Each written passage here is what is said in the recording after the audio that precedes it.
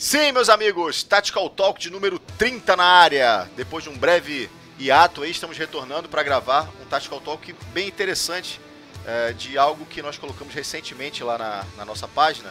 Mas antes de entrar no tema, efetivamente, está mais uma vez aqui comigo o coautor do nosso site, Marcelo Uti. Fala, Marcelão, boa noite. Boa noite, Aranha, tudo bem, meu velho? Como vão, moçada? Mais uma vez aí, trazendo informações para girar as engrenagens. É isso aí. E a informação para girar a engrenagem dessa vez, Marcelo, foi sobre um post que nós colocamos lá no Facebook, sobre um artigo do professor Bené Barbosa, onde ele diz o seguinte: se parece uma arma, será tratada como uma arma. E aí eu li esse post do professor Bené, né, esse texto do professor Bené, e aí fiz um post no Facebook e fiz um comentário sobre quão incongruente é um jogador de Airsoft, né, ser a favor do desarmamento. E aí teve um leitor nosso aqui, o Eric Camargo, que fez uma pergunta, né, e falou o seguinte: olha, eu pratico Airsoft e apoio o desarmamento. Qual a relação do esporte / atividade com armar a população? É a pergunta dele. Ele falou que não entendeu. Então o que ele diz aqui é o seguinte: ele não consegue entender a relação do Airsoft enquanto praticante obrigatoriamente ser a favor do armamento da população, digamos assim, né? Então, só para começar, eu vou passar já a palavra para você, Marcelo.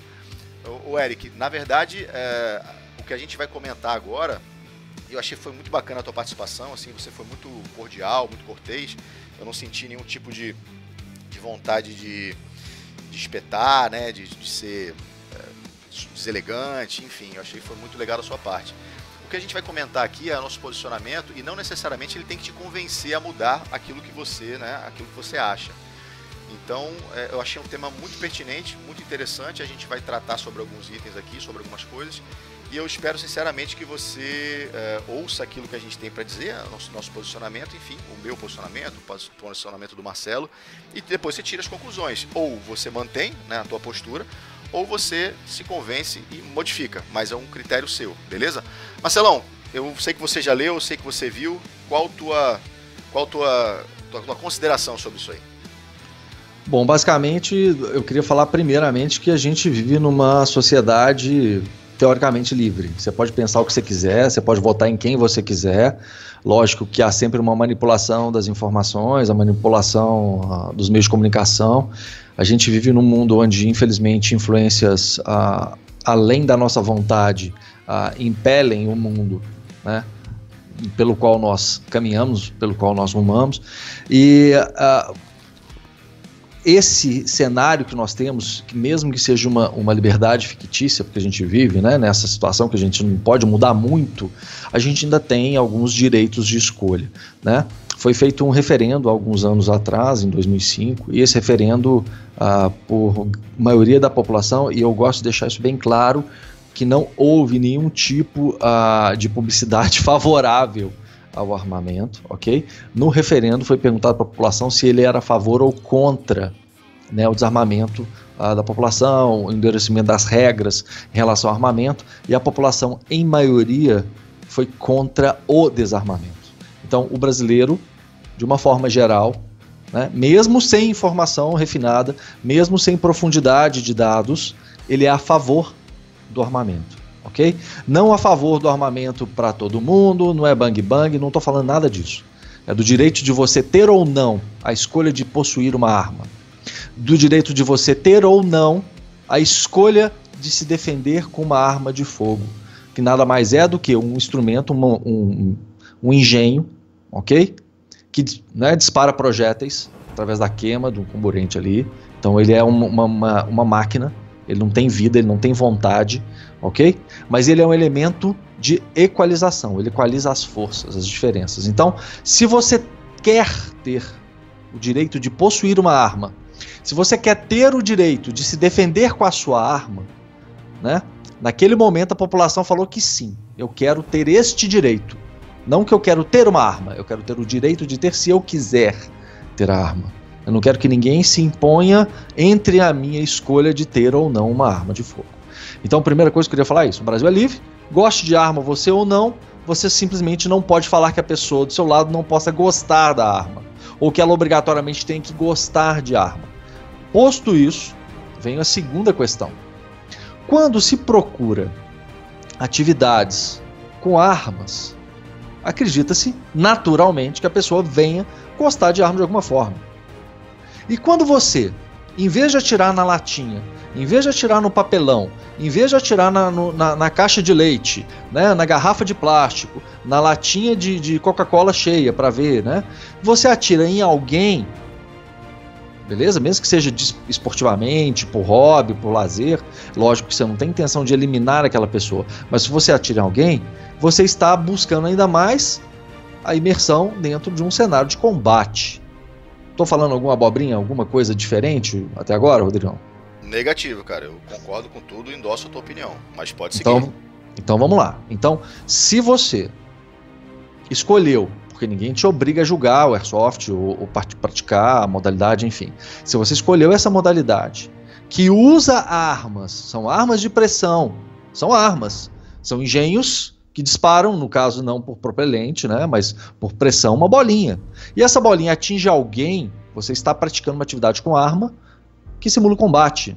Então, eu não consigo muito entender como a pessoa que pratica Airsoft possa ser desarmamentista, entendeu? Né? Ela quer para si um direito e não quer para que os outros tenham esse direito. Né? Então há aí um conflito de lógica, de opinião, ou essa pessoa está toda errada. Está tudo errado. O que ela está fazendo aqui? Né? Vai para casa, joga o joguinho no computador, né? um shooter, né? um first person, enfim, porque aí você não tem esse combate, você não vai, naturalmente, a gente quando fala do nosso ambiente, do nosso cenário, da nossa imersão, a gente treina para isso, a gente convive com o armamento, a gente combina a técnica, a gente combina a tática, a gente aperfeiçoa as nossas técnicas, a gente busca o aprimoramento dentro das manobras para jogo, para modalidade. Então, há necessariamente que você tem um entrosamento muito profundo com isso, com esse universo. Não obstante, não raramente, não fora disso, a gente acaba convivendo com esse cenário. Nós gostamos da literatura que fala sobre os atos que aconteceram, né, em conflitos mundiais, conflitos isolados e tudo mais, que tratam operadores do mundo real, policiais em sua função de trabalho. Né? Nós assistimos filmes que retratam exatamente os mesmos cenários. A gente convive muito com isso, a gente gosta dos equipamentos, da moda, enfim, a gente acaba seguindo tudo mais ou menos naquele cenário. A gente dedica não somente a nossa parte esportiva, de lazer ali, de simplesmente vou relaxar e tudo mais, mas parte da nossa lógica de existência para esse rumo. Então eu não consigo entender.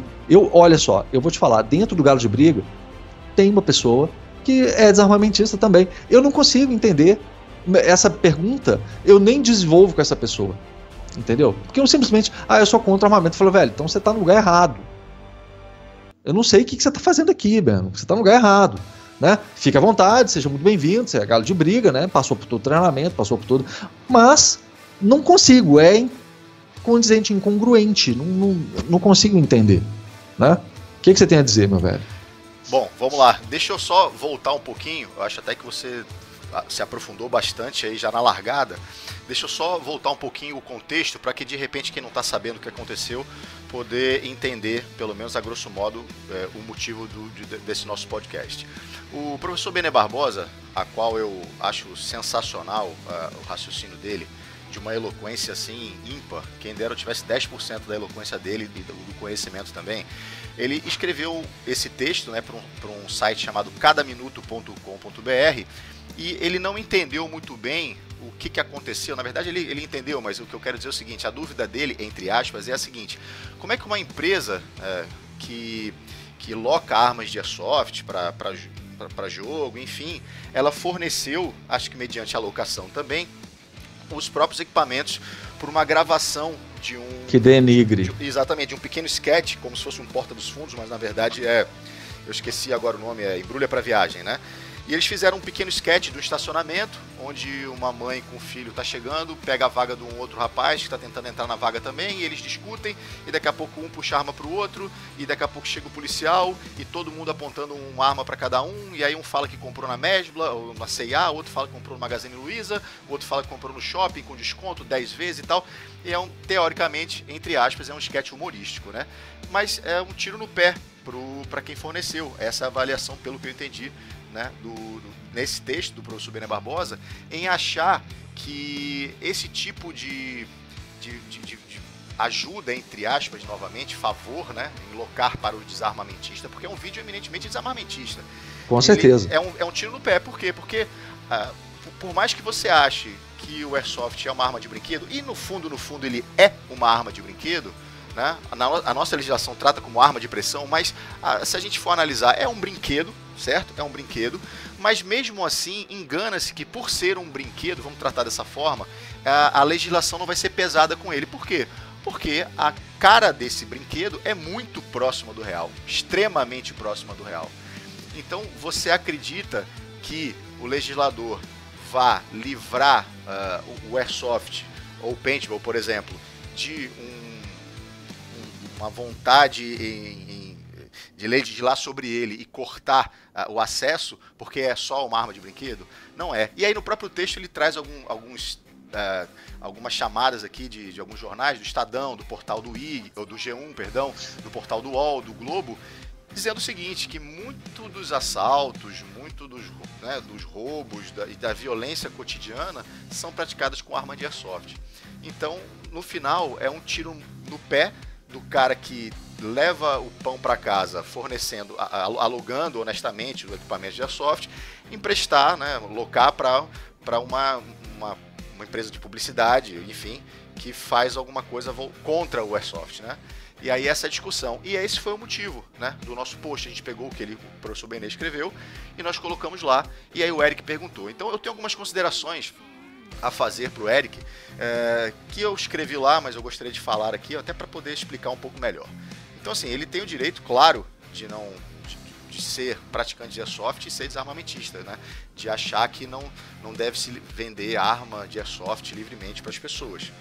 Acredito eu que ele pense que vai virar um bang-bang, acho que a sensação que eu tenho é essa, né? Mas então vamos começar. Foi o que eu escrevi no primeiro item. Eu acho que isso a gente já falou até aqui, a incongruência entre você praticar algo que simula o mais próximo possível, acredito eu, não tem nada que simule mais próximo, né? Não pelo equipamento, mas pela própria atividade, um combate do que o airsoft, né? Depois disso, acho que só o próprio combate mesmo, na verdade, só o que acontece na realidade.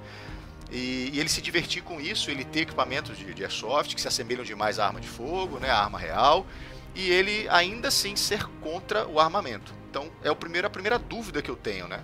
Na minha opinião, é como o cara gosta, como eu botei lá, como o cara gostar de nadar no mar, mas não gostar de se molhar e não gostar do sabor salgado do oceano. São coisas que você não desassocia. Se eu gosto de nadar, automaticamente eu tenho que me molhar. E se eu gosto de nadar no oceano, automaticamente eu vou sentir o sabor salgado do oceano. Então, são coisas que você não consegue desassociar da outra. Assim como praticantes de airsoft que não tem o mínimo de afeto, de gosto, de paixão, enfim, chame do que você quiser, por arma, seja ela de bolinha, seja ela de chumbinho, seja ela de fogo, não tem lógica, né? Eu não consigo encaixar esse quebra-cabeça. O segundo ponto é que ele diz, o que eu comentei, que é o seguinte, a gente celebra, a grosso modo, algo que a gente já vem comentando algumas vezes, que é a cultura das armas, né? O que é que eu chamo de cultura das armas? O praticante de airsoft, o praticante de paintball, o praticante de tiro desportivo, de PSC, o praticante de tiro olímpico, de ar comprimido, né?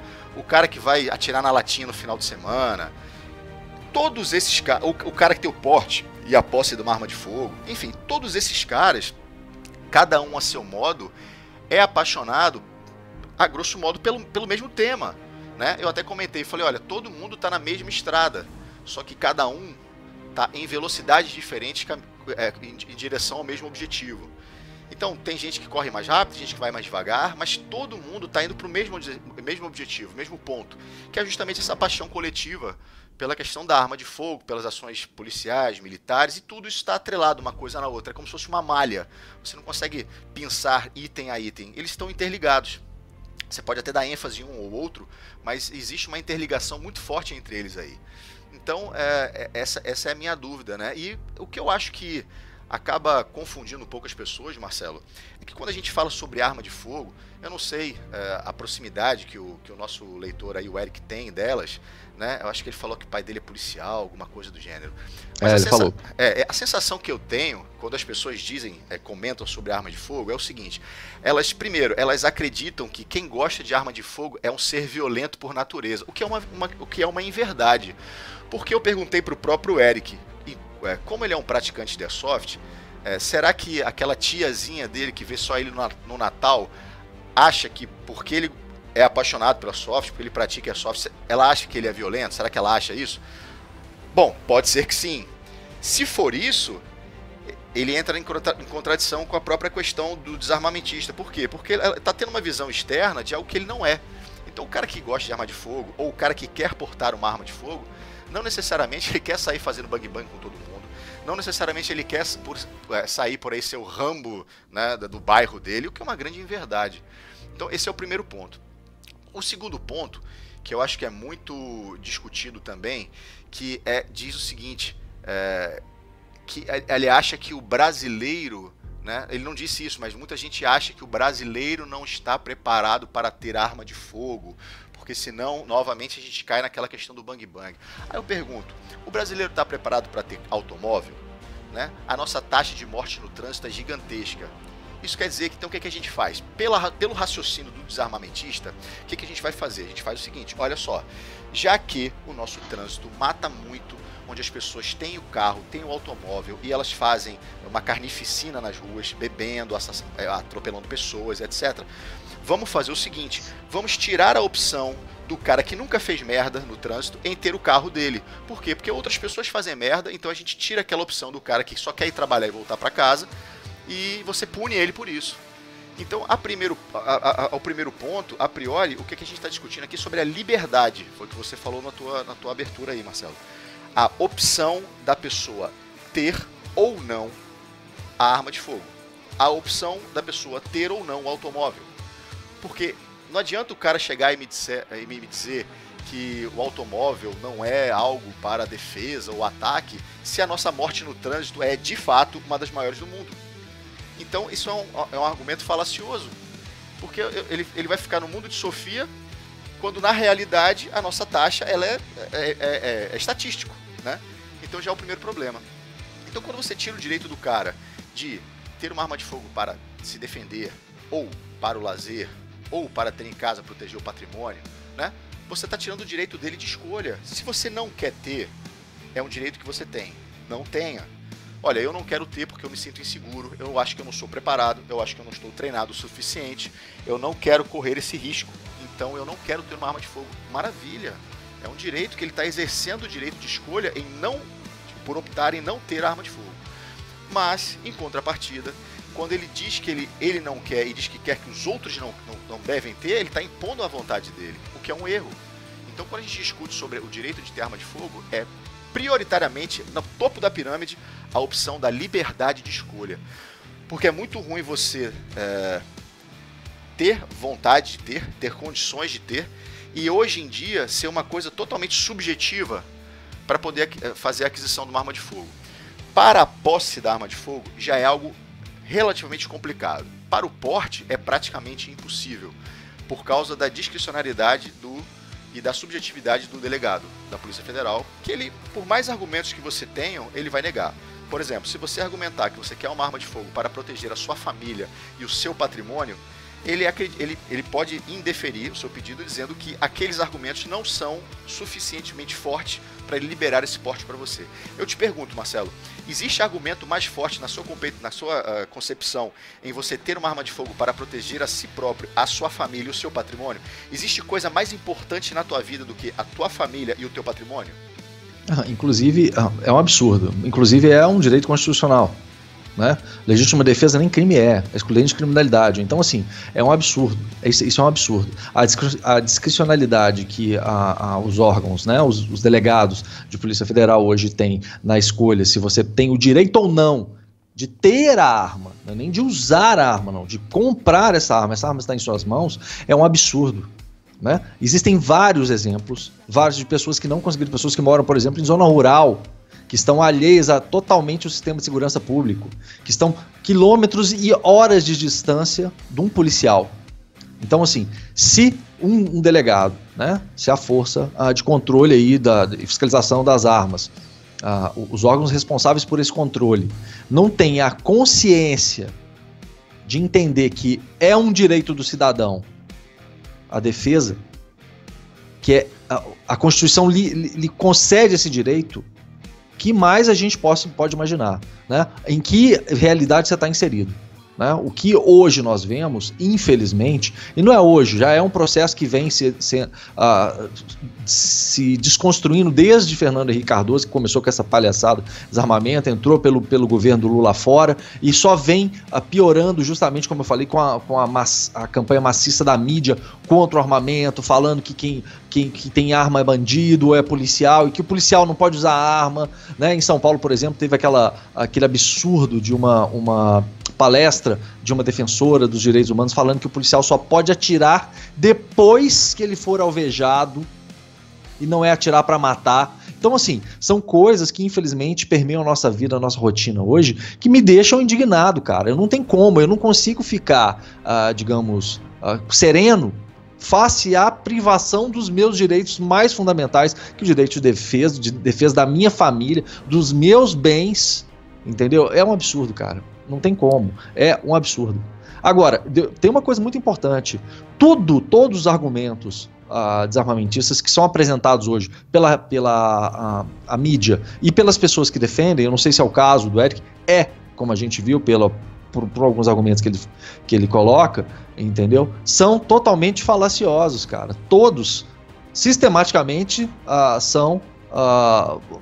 podem ser colocados à lona pela própria verificação da realidade do Brasil. Eu recomendo ao Eric e a todos a nossa audiência, aos familiares, as pessoas que vocês conhecem, gente, tem o livro do Bené Barbosa com Flávio Quintela, que é Mentiram para mim sobre o desarmamento. Ele trata exatamente 10 mentiras que são faladas consistentemente, repetidamente, sobre o desarmamento, contra as armas. E ali tem dados, não é viagem de contestar a sua argumentação, são dados que comprovam que tudo é falácia, mentira. Tudo é mentira. Só para deixar claro um exemplo, no Brasil, por exemplo, um dos grandes argumentos dos armamentistas é que uma criança pega a arma de fogo e mata a outra. Isso é o índice de mortalidade, por exemplo, por afogamento infantil é 1000 vezes maior do que o índice de acidente com arma de fogo entre crianças. Então, assim, vai proibir então piscina na casa, proibir que criança chegue perto de piscina, né? O sufocamento com saco plástico dá muito mais mortes, mas assim, centenas de casos a mais de morte que com arma de fogo.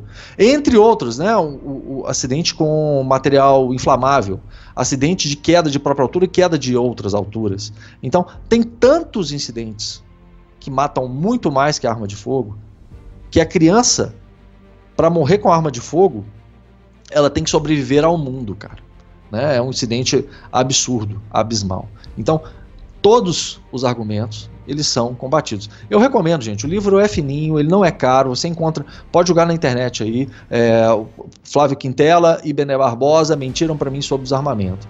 É um livro barato, acessível, que não só toda a população deve ler, mas todos os dirigentes, todo policial, todas as entidades de mídia, né, seja ela pela internet, seja pela grande mídia, deveriam ter acesso, deveriam buscar informação. Acesso tem, porque o livro está disponível, né? Ou até mesmo buscar as palestras do professor Bené Barbosa. Você vai encontrar aí, Bené Barbosa, colocou no YouTube ou no próprio Google, você vai ter centenas de palestras que ele dá, justamente desmistificando cada um desses pontos que são levantados contra o armamento. Pois é, o professor Bene Barbosa realmente é um expoente assim ímpar nessa questão do desarmamento, é um dos cabeças, né? Se não for o cabeça. Vem lutando há muito tempo sobre o desarmamento da população. Com o MBL, se eu não me engano, né? Movimento Viva Brasil. Viva Brasil. Movimento isso. Viva Brasil, perdão. Isso. E o que eu vejo, geralmente, o argumento, o próprio Eric colocou aqui, um argumento que ele diz o seguinte: até os militares que passam por treinamentos táticos e psicológicos, às vezes não sabem lidar com pressão, querem ter uma arma na cintura. O que seria de um cidadão? Na verdade, Eric, a gente que eu digo, as pessoas, os leigos, acabam achando que o treinamento, a grosso modo, dos policiais habilitam eles de forma assim, sensacional para a utilização da arma de fogo, o que infelizmente não é verdade, não por culpa deles, por culpa do Estado, né? O investimento do Estado em treinamento para a maioria, né, das forças policiais, ele está muito aquém daquilo que deveria estar. Então, não dá para simplesmente achar que porque aquela pessoa ela é da segurança pública, que ela está, assim, ela tem um manuseio da arma de fogo e um trabalho psicológico excelente para lidar com a situação de risco. Não é assim. E tudo isso pode ser treinado. Obviamente, se você tem uma liberação controlada, digamos assim, né, da arma de fogo no nosso país, diversas escolas privadas surgiriam, como já existem algumas escolas privadas. Existem a Esperanto Tactical Concept, a Andrade Combat e diversas outras empresas privadas que dão treinamento técnico-tático para os seus alunos, para que eles possam cada vez mais melhorar, se aproximar de uma perfeição, né, digamos assim.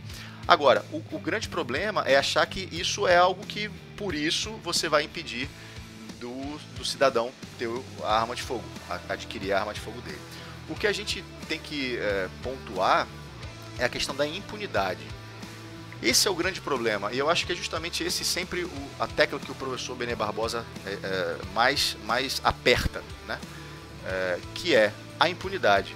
O cara que fizer merda, né, sempre vai ter alguém que vai fazer merda, mas aí não é a arma de fogo, aí é a faca, a corda, as próprias mãos, porrete. É o porrete, é o martelo, é a chave de fenda. Pouco importa qual instrumento que ele vai utilizar. Esse cara vai fazer e ponto final, né? Então, o que tem que ser é a punição exemplar desse cara, né? Desse assassino.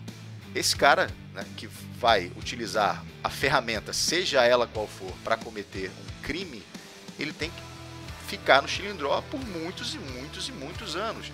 Algo que a gente sabe que no nosso país não é verdade. Isso não acontece. Então, esse é o grande problema. E aí é o ponto-chave. Pouco importa. É engraçado que às vezes eu vejo alguns amigos e tal comentar. Geralmente quando acontece alguma coisa nos Estados Unidos é aquele frisson, né? O atirador, aí chamam logo o cara de atirador, não de assassino, ele é o atirador. E aí tem tanto desportista atirador que acaba sendo colocado no mesmo balaio. Mas enfim, vamos lá. O atirador entrou na escola e matou 15. Aí, pô, meu Deus, as armas de fogo, o americano é maluco, o americano, meu Deus, olha só o que ele tá fazendo, olha aqui o problema das armas de fogo. Esse cara que comenta sobre isso, ele não consegue perceber que ele vive no país mais violento do mundo, que é o Brasil, com mais de 60 mil mortes. Isso aí é a estatística que a gente tem. Imagina o que nem entra nessa estatística dessas mortes violentas. Então, assim, é muito engraçado o cara querer comentar sobre um massacre que acontece lá fora, o que é algo realmente lamentável, com o quintal dele, que está totalmente sujo, ele está comentando do quintal dos outros, enquanto o quintal dele está totalmente podre, e o mau cheiro do quintal dele é infinitamente maior do que o mau cheiro do quintal do vizinho. O nosso país é o país que mais tem mortes violentas no mundo. Mais do que a Síria, mais que o Iraque, que o Afeganistão, qualquer coisa. Se eu não me engano, as 30 cidades mais violentas do mundo, 10 estão no Brasil. E o que o pessoal quer mais falar sobre a questão do direito de defesa? Teve uma greve da Polícia Militar, salvo engano, não sei se foi em Recife, não sei se foi...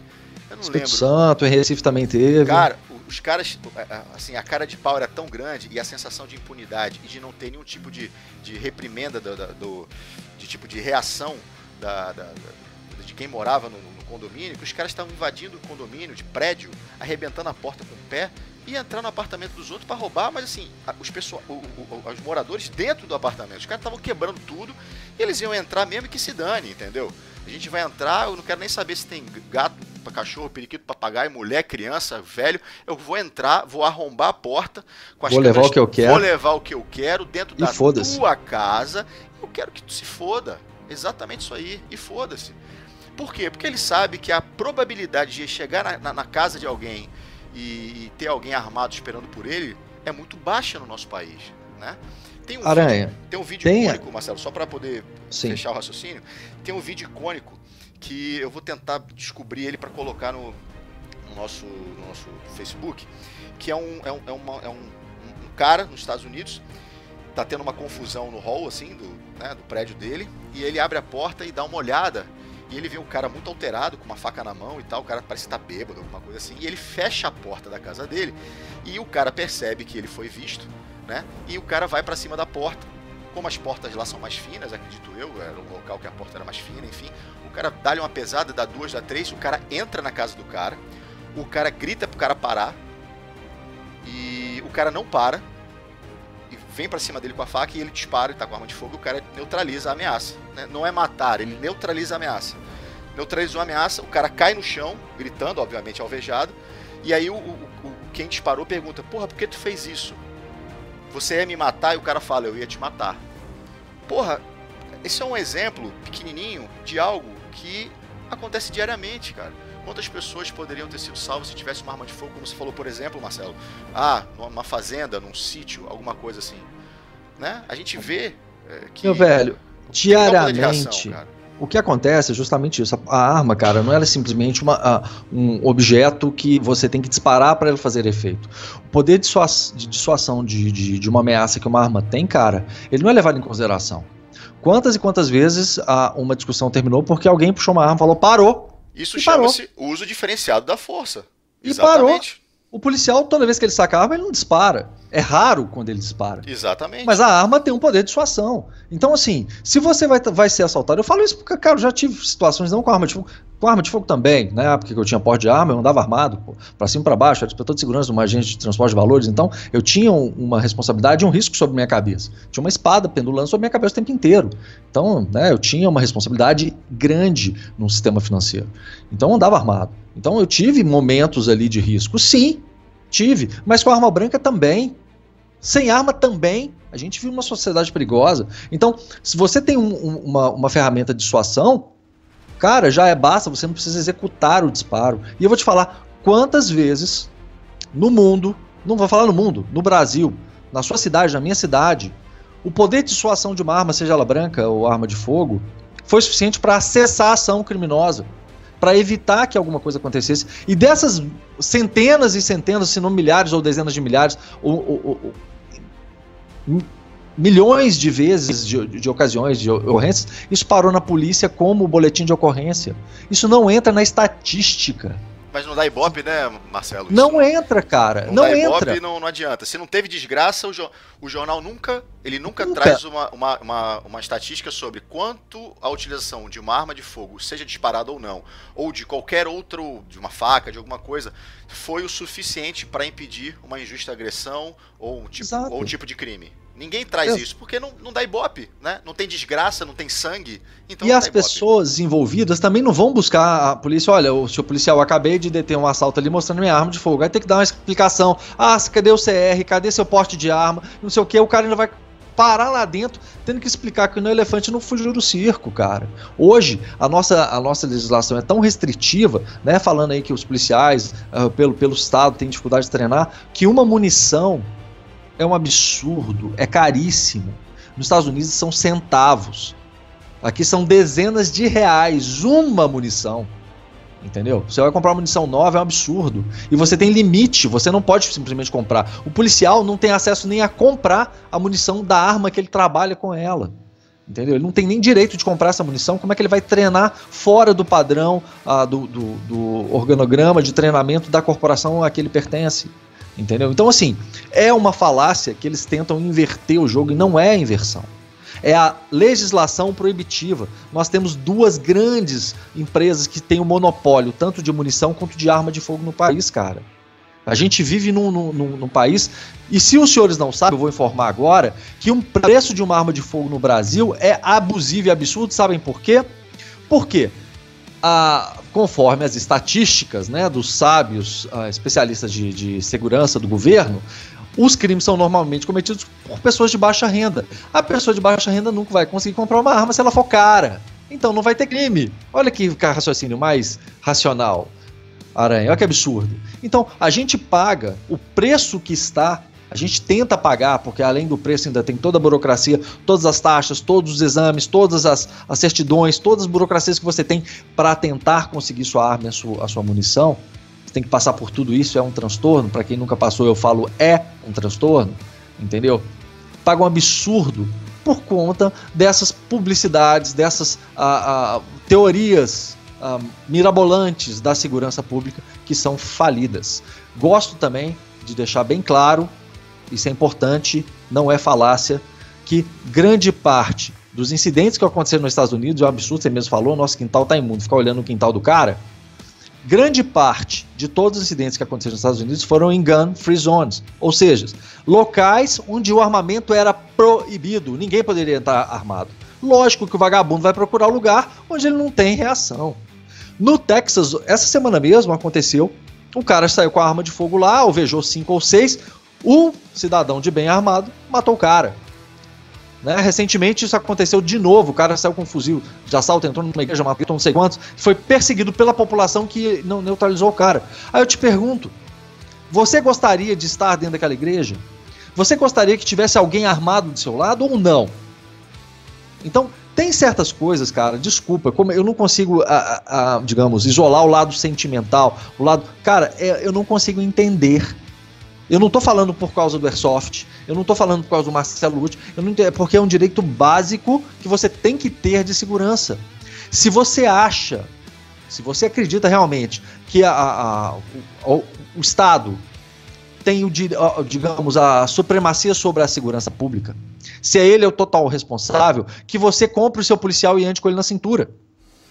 Porque ele não vai estar onde você precisa, cara. E eu ainda falo mais, sem a retaguarda jurídica, sem os direitos que o policial deveria ter, que dão proteção ao trabalho dele, como que ele vai agir? Hoje o que nós vemos é o contrário. O policial não age com medo da represália, com medo do que a própria organização policial, o próprio governo vai fazer com ele. Então é mais fácil ele não agir. O policial brasileiro, cara, é um herói, porque ele age contra todos, contra a população civil, contra o bandido, contra o governo. Ninguém estende a mão ao policial. Nem mesmo quando ele faz o certo, há exemplo aí da cabo da PFEM lá do interior de São Paulo, que alvejou o criminoso com a arma na mão, com o dedo no gatilho, com o cão puxado, que estava assaltando crianças e mães na porta de uma escola. Isso é um absurdo.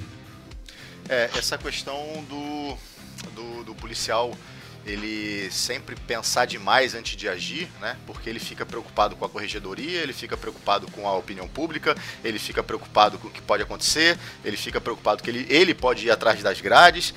Custou a vida de alguns policiais. Se eu não me engano, foi no Rio Grande do Sul.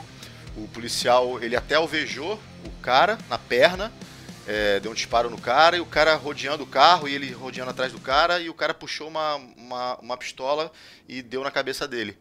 Então, é justamente esse receio que nos vídeos que a gente acompanha norte-americanos não existem. Se houver necessidade de disparo, o policial vai disparar até neutralizar a ameaça. Sejam 2, 3, 15, 20 disparos para parar a ameaça, eles vão fazer isso aí. E outra coisa que você falou também sobre a questão da Gun Free Zone, a gente não precisa nem ir para os Estados Unidos para ver isso aí. Aqui no Brasil a gente teve casos de maluco que entrou em escola, a gente teve casos de maluco que estava no cinema, e por aí vai, e as coisas vão acontecendo. E aí a grande pergunta é o seguinte, você acha que num cenário como esse, você vai ter condição de se defender, né? O cenário extremo, eu não estou dizendo que aqui novamente, que aqui o cara vai ser o Rambo, o herói do dia, não estou dizendo isso, mas vamos supor que você esteja no shopping com a sua família e de repente um louco puxa uma arma e você corre para uma loja de departamento e esse cara entra, né, nessa mesma loja de departamento que você correu e começa a executar todo mundo indiscriminadamente, atirar em todo mundo indiscriminadamente.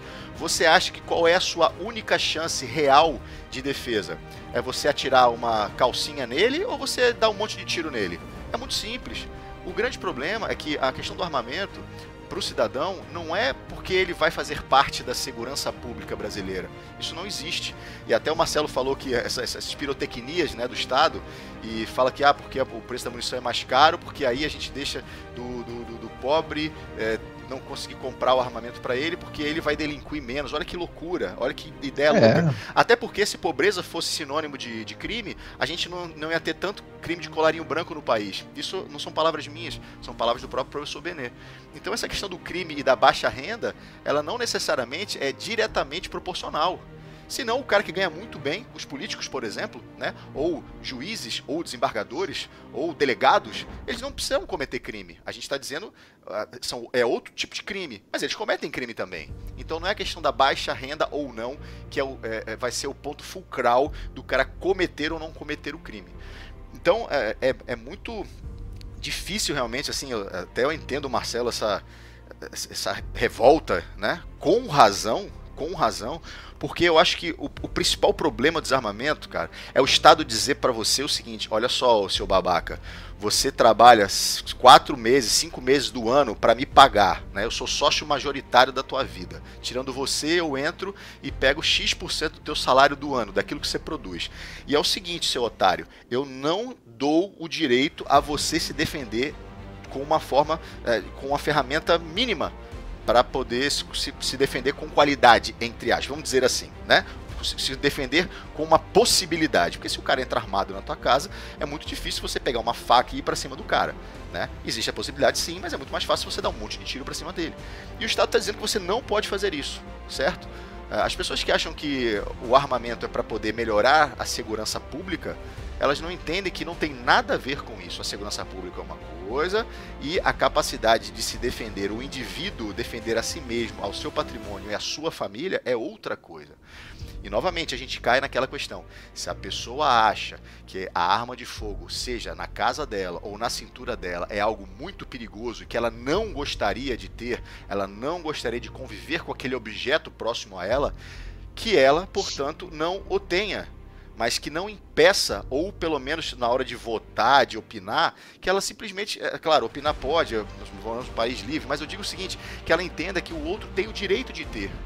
Se o vizinho dela quiser ter o armamento, que ele possa ter. Porque senão fica muito difícil, né? Aí a gente pode utilizar esse mesmo argumento para qualquer outro objeto, para qualquer outra coisa, como o veículo, como a faca, como qualquer coisa. Basta eu não gostar e eu achar que além de eu não gostar, eu acho que o outro não deve ter. Pronto. Serve para qualquer coisa. Para energia elétrica, para moradia, né? Você vai ter que conviver com o que o governo quer para você, cara. Você vai se tornar um escravo. Eu acho que é o contrário, é o caminho oposto do que todo mundo quer, que é a liberdade. É menos controle, né? É justiça. É que o infrator pague pelo seu crime. Não é porque todos paguem pelo crime que eventualmente possam vir a cometer. A gente aqui no Brasil é a inversão total de valores. Nós somos punidos por algo que a gente não fez. E não fez. A gente não pode ter blindagem nos carros, tem uma burocracia brutal. A gente não pode comprar colete à prova de bala, né? Um colete balístico. Por quê? Ah, não, porque senão você vai fazer saltar banco.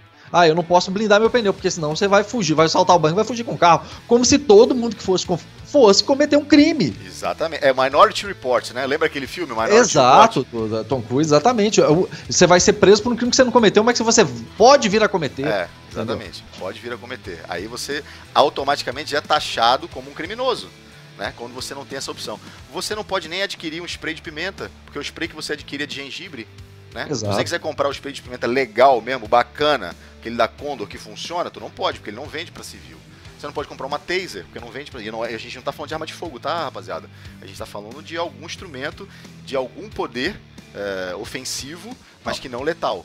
Há restrições, inclusive, para a lâmina, gente. Tem leis municipais ridículas aí, como no Rio de Janeiro, aqui em Belo Horizonte, entendeu? Que restringe o tamanho da lâmina a 10 centímetros, como se fosse fazer alguma diferença, entendeu? O cara com a chave de fenda vai fazer um estrago pior do que com uma lâmina. Com um martelo, que não está dentro da legislação, com um tijolo, com uma barra de aço, com um pé de cabra, com uma corrente, entendeu? Né? Não precisa de uma arma propriamente dita, porque a faca ela é uma ferramenta, a arma de fogo é uma ferramenta também, tudo bem, ela não serve para nada, a não serve para disparar, mas a função dela é fundamental para que ela serve.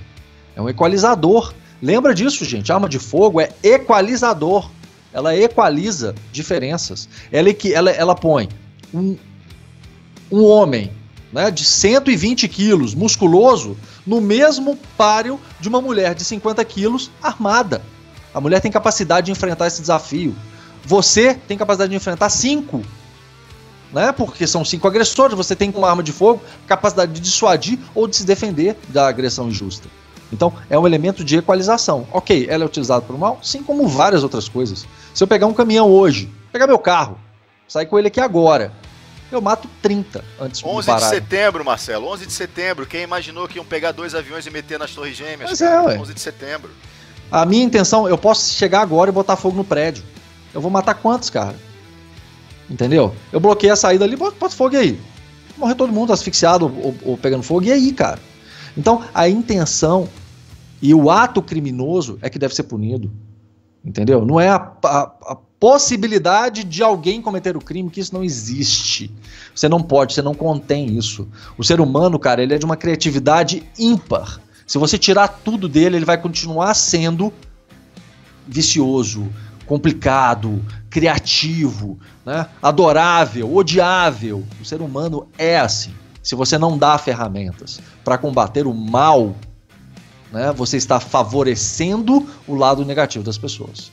É isso. Agora, uma coisa importante, né, só voltando lá no cerne da questão, nem no cerne, né, no veículo que nos trouxe aqui, o Airsoft. Arma de fogo, velho, é uma coisa, Airsoft é outra. Não significa que nós somos favoráveis a uma política menos restritiva para a compra e até mesmo a posse de uma arma de fogo. Fato. Ok? É o direito, não é a obrigação. Você não vai receber uma arma de fogo. Ah, não. Se fulano ou Beltrano for eleito, a partir daquele dia todo mundo vai sair, vai lá na prefeitura pegar seu fuzil. Isso não existe, cara. Não vai acontecer, não é assim. A gente quer o direito de opção, de você querer ou não comprar, e esse direito ser respeitado. Não passar no crivo da vontade de um terceiro, que o cara vai pegar o seu documento e falar, não, você não. Só porque ele quer. É como se você fosse tirar a carteira de motorista, e aí o diretor lá do Detran do seu estado fala, esse nome termina com X, eu não gosto de X, vamos cortar. Não, esse cara aqui não, porque ele gosta de música MPB, não, vou cortar. Não, cara, você não tem direito, cara, está tudo certo, a documentação está tudo correta, os exames foram corretos, acabou. Foram todas as regras foram cumpridas. É simplesmente assim. Beleza? Então, não é isso. Agora, do Airsoft. Não é porque nós somos a favor do armamento, a favor do direito de posse e de porte de arma, logicamente, dentro dos critérios coerentes que forem estabelecidos, que você vai pegar o seu equipamento de Airsoft, cara, e vai botar no porta-mala e vai acontecer alguma coisa, você vai sacar como se fosse uma arma de fogo, para dissuadir uma ação criminosa. Que eu já escutei isso, você já escutou isso, Aranha? Eu ando com a minha... Infelizmente já. Pois é, aí eu ando com a minha GBB, porque aí o cara acha que eu tô armado. Bicho, né, porra, me ajuda aí também, né, cara? Nesse caso, realmente, né, você tá correndo um risco e expondo a modalidade a outro risco, entendeu? Então, me ajuda aí, porque toda vez que aparece na reportagem que um equipamento de Airsoft foi coletado num furto, num roubo, num sequestro, numa ação criminosa, cara, todos nós sofremos um pouco, ok? Porque a mídia, né, ela sempre vai falar arma de fogo encontrada, não foi? Criminoso com arma de brinquedo faz assalto. Não é isso. Nunca é. Carro passa atirando. É como se fosse o Autobots, né? Os Transformers. O carro, pensa o carro saindo com a porta abre, ele segura uma pistola laser com a porta e dispara, né? Então é sempre o autor, cara, é o elemento que é o criminoso. Mas de qualquer forma, gente, não é porque nós brincamos, nos divertimos, nos reenergizamos com Airsoft, entendeu? Que nós vamos utilizá-lo para a nossa defesa. ok? Se você chegar na sua casa, entrar um criminoso, arrombar a porta com o pé de cabra, se você atirar de airsoft nele, o que você acha que vai acontecer com você? É capaz dele pegar o airsoft e fazer um negócio sexual com ele em você, entendeu? Porque ele vai ficar puto com o pé de cabra e tudo mais. Então, assim, não é um equipamento, é um brinquedo, ele não tem poder letal nenhum, cara. Você não vai matar o cara, você vai deixar o cara puto. Então, pra que entrar em qualquer tipo de situação onde você utilize seu equipamento de lazer, diversão, de hobby não letal para qualquer tipo de situação de defesa? Isso aí a gente tem que também lembrar e desencorajar que, cara, vocês vão me desculpar, tem nada a ver, né? Isso, porra, esse tipo de tema, cara, sobre o cara usar arma de airsoft como uma forma eu vou puxar arma de airsoft, o cara vai sair fora, ou eu vou apontar arma de airsoft pra ele, meu Deus do céu, isso acho que até a gente já discutiu sobre isso, já comentou alguma coisa do gênero, de uma...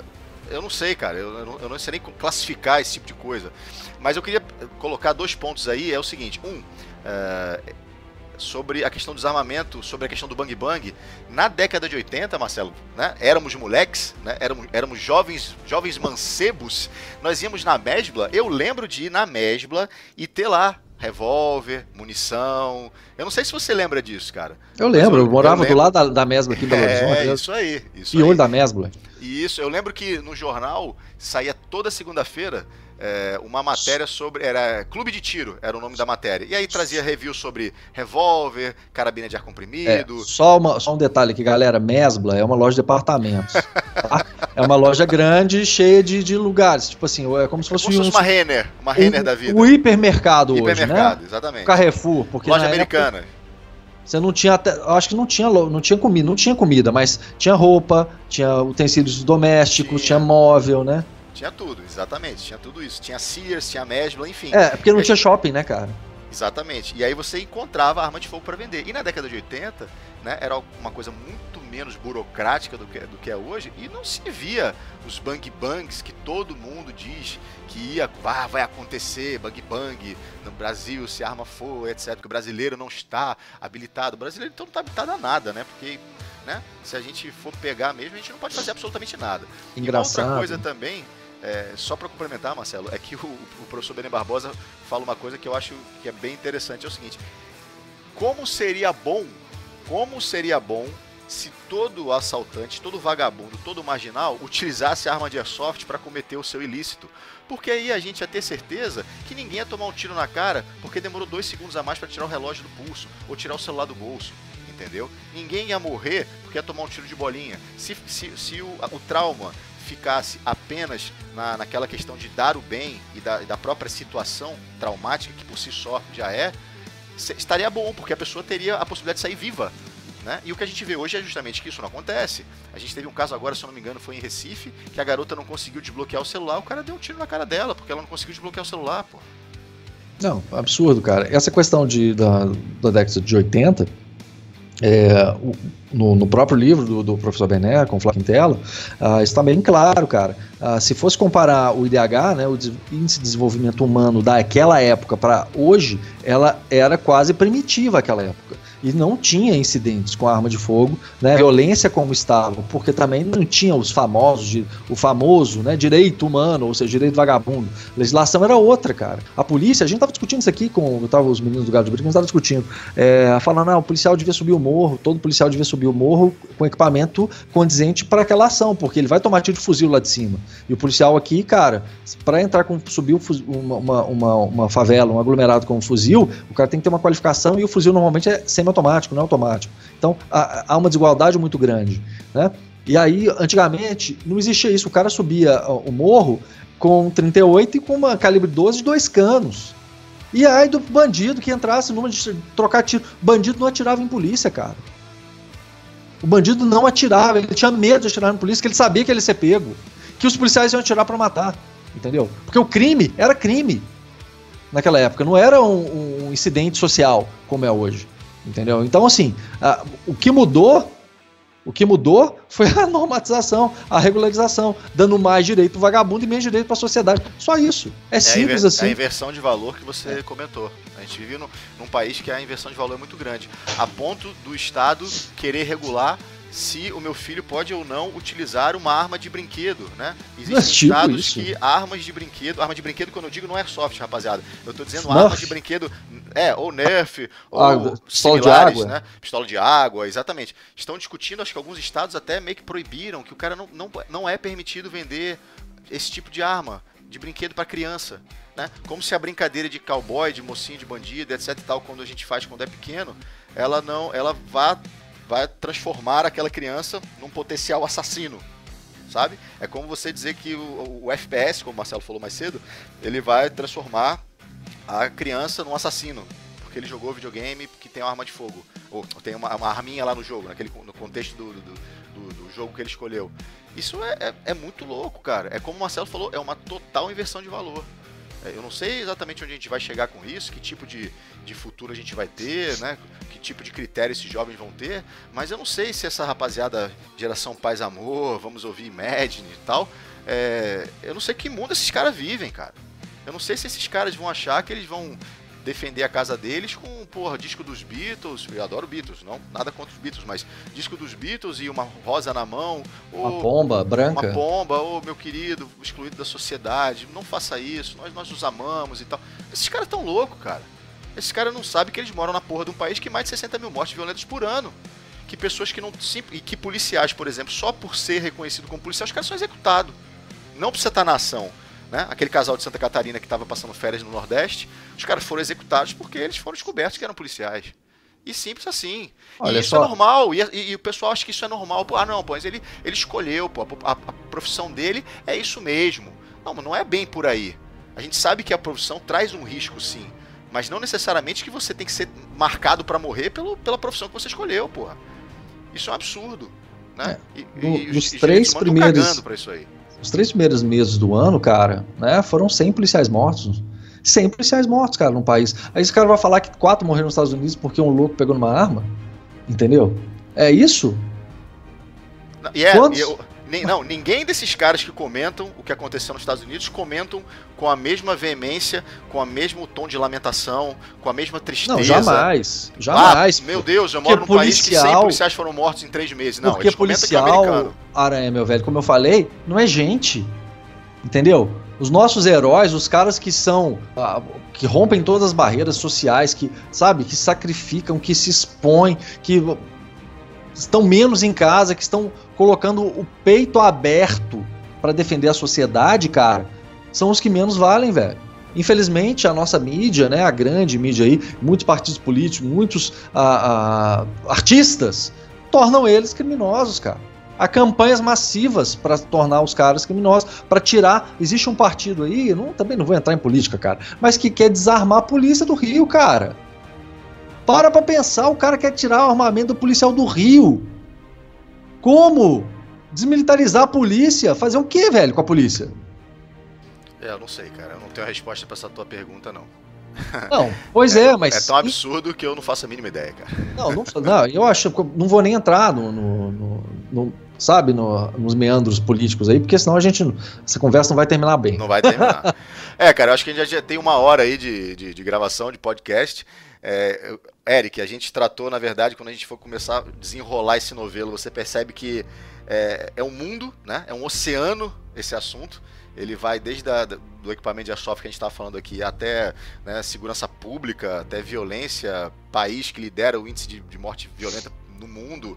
É complexo, mas eu acho que assim, se eu pudesse pegar um item a qual eu me apego para poder argumentar a favor, é a questão da liberdade. Eu acho que isso é a principal opção, o principal item que eu elenco como argumento para dizer: se você não quer ter, é um direito seu, não tenha, não há problema nenhum.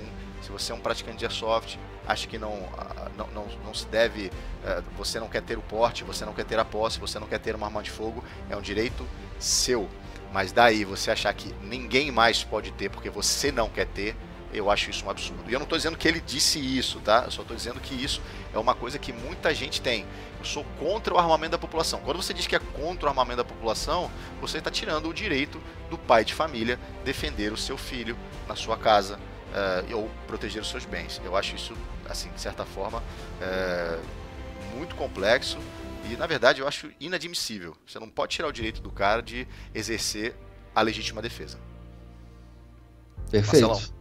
Sou da mesma opinião, cara. Você vai me desculpar, Eric, tipo assim, a gente gosta de tratar todo mundo de forma respeitosa, eu acho que você tem direito todo de achar o que você quiser, entendeu? E eu respeito plenamente seu direito, só que tá incongruente, meu amigo. Você vai me desculpar, tá incongruente. Se eu escutasse isso de uma freira, né, que tá milhas de distância de qualquer tipo de atividade militarizada, nem que seja simulação, que não gosta de assistir filme, não gosta de livro, não gosta de julgar, não tem nada a ver com esse ambiente, né? Estaria mais coerente que no seu caso, cara. Então há um probleminha de coerência aí, tá bom? Então, avalie isso aí, cara, né? Se quiser mudar, muda. Se não quiser mudar, velho, seja muito bem-vindo à comunidade, ok? Mas vai ser uma convivência conflituosa, fato, tá bom? É isso aí, rapaziada. Finalizamos, então, esse podcast polêmico aí. Eric, nervoso. Nada pessoal, mas talvez valha você dar uma lida no livro do professor Bené Barbosa, cara. Como o Marcelo falou, ele é muito legal. Porque talvez, Eric, você seja bombardeado com a mídia, né? A grosso modo, ela manipula muita coisa e ela acaba meio que te guiando, assim, né? Por alguns assuntos. Se você não puxar o freio de mão e não procurar uma outra fonte de informação, você acaba ficando meio perdido. Então, dá uma lida e vê duas coisas. O Marcelo falou as duas. Veja as palestras do professor Bené Barbosa no YouTube. São excelentes. São excelentes. Eu aplaudo de pé. O Bené Barbosa acho que nem sabe que a gente existe, mas que eu sou fã do cara, eu sou. E dá uma lida no livro dele, né? Que também é fininho e é muito, muito bom. E aí depois você manda um e-mail pra gente, você posta lá na página, dá a tua opinião, se mudou, se continua a mesma coisa, seria legal a gente saber. Beleza? É isso aí, Marcelão, fechou? Fechou. Vamos lá, galera, vamos lutar pelos nossos direitos, lutar pela liberdade, principalmente pela liberdade e pela defesa, cara. Isso aí é o nosso bem maior, é o que determina a nossa existência. Se a gente não luta por isso, a gente não tem direito de lutar por mais nada. E vamos que vamos. Vamos que vamos, rapaziada. É isso aí, valeu. Até o próximo Tactical Talk. Um abração pra todo mundo.